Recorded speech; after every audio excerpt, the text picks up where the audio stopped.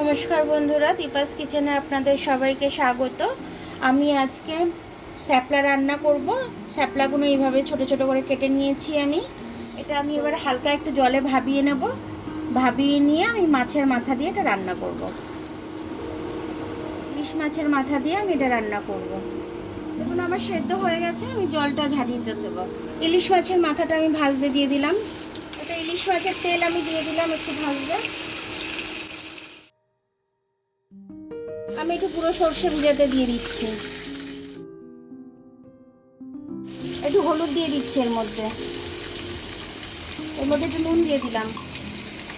এটা ভালো করে আমি মিশিয়ে চাপা দিয়ে দেবো, নাহলে ঝাঁসটা আসবে না। মাছগুলো আমার ভাজা হয়ে গেছে, মাছগুলো আমি তুলে নিচ্ছি। এবার আমি একটু কালো জিরে ফোড়নে দিয়ে দিচ্ছি, বেশি দেবো না, অল্পই দেবো। কালো জিরেটা আমার খুব সুন্দরভাবে ভাজা হয়ে গেছে। এবার আমি স্যাপলাটা দিয়ে দিলাম এর মধ্যে।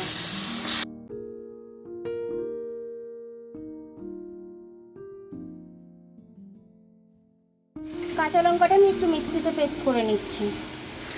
এগুলো আমার একটু ভাজা ভাজা হয়ে গেছে। মাছের মাথাটাকে দিয়ে দিলাম, একটু ভেঙে দিচ্ছি মাছের মাথাটাকে। সর্ষেটা ভিজিয়ে রেখেছিলাম নুন হলুদ দিয়ে, এটাকে দিয়ে দিলাম। লঙ্কা পেস্টটা দিয়ে দিলাম। গ্লাসটা ধুয়ে একটু জল দেবো।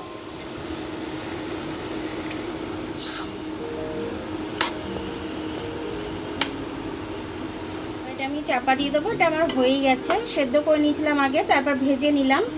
মানে আমার স্যাপলাটা পুরোপুরিভাবেই হয়ে গেছে আর কি। একটু চাপা দিয়ে আমি একটু হতে দেবো। একটু চিনি দিয়ে দেবো আমি, তার আগে একটু চিনি দিয়ে দিলাম।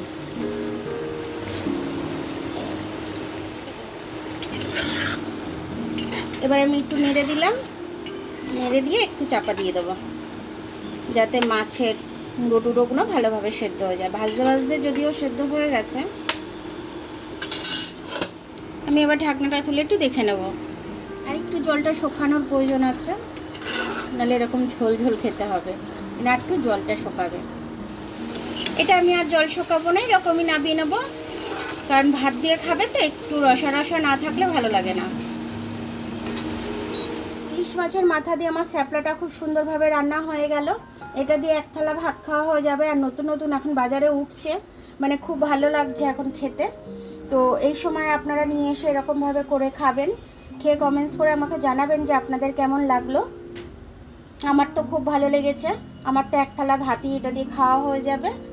তো আমার ভিডিওটা দেখার জন্য অনেক অনেক ধন্যবাদ। আমার ভিডিওটা যদি আপনাদের পছন্দ হয় তাহলে লাইক, সাবস্ক্রাইব, বেল আইকনটা একটু টিপে দেবেন। আর যদি ফেসবুক থেকে দেখেন তাহলে লাইক আর ফলোটা একটু করে দেবেন।